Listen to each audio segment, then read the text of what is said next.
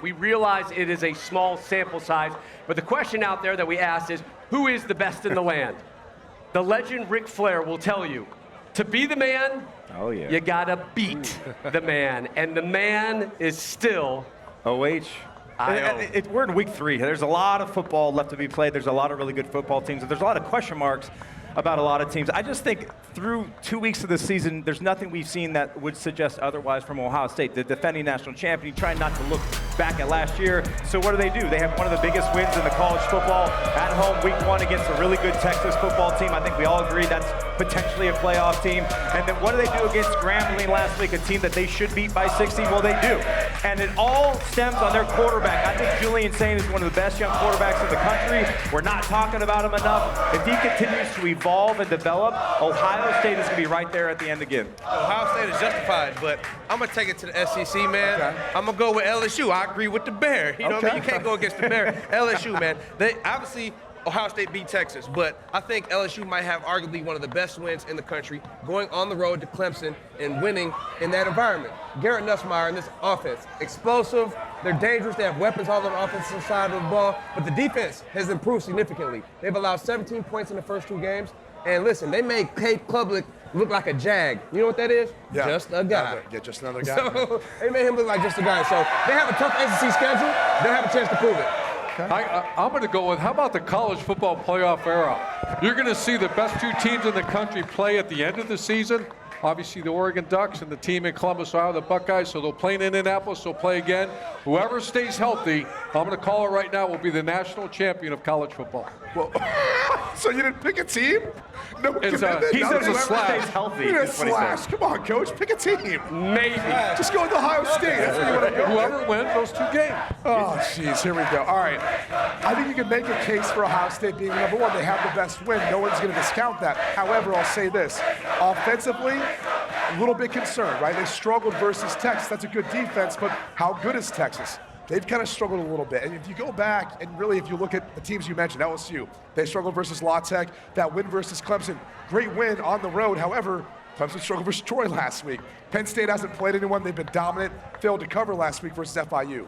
I think Oregon, when I watched the videotape, as you would say, Coach, they look to be the most complete team right now in college football. Now, they have not been tested, but they've got the playmakers on the outside with the speed. They've got the quarterback in Dante Moore, who's going to be a first-round pick.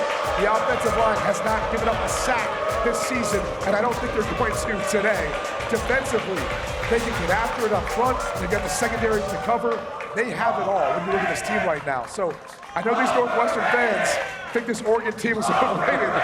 They're about to find out because they've really only played 3 quarters of football in the past 2 games.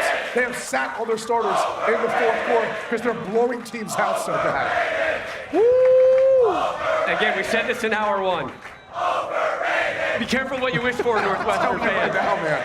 Dan Lanning in Oregon dropped 69 on Oklahoma State, and it was a perturbed 69. More on that coming up a little bit later. We welcome back Bear and Big Cat for their best bets.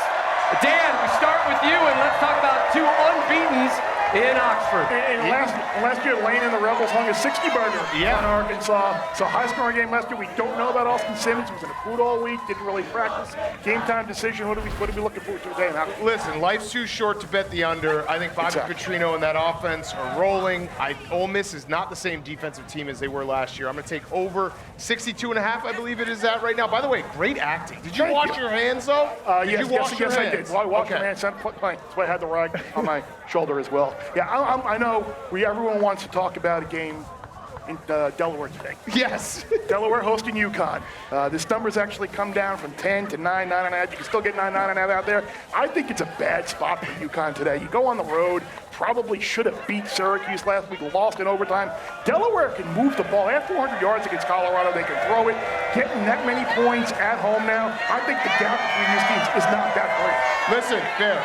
I love that pick. I'm going to add it to my card. Dave only lets me add 8 Saturday. I'm going to use one of my 8s on that. All right, Delaware plus 9.5.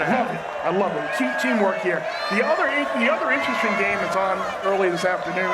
Clemson going to Georgia Tech. Frank Key's team is giving teams a ton of problems. Clemson, no Antonio Williams, no bunch of other guys out.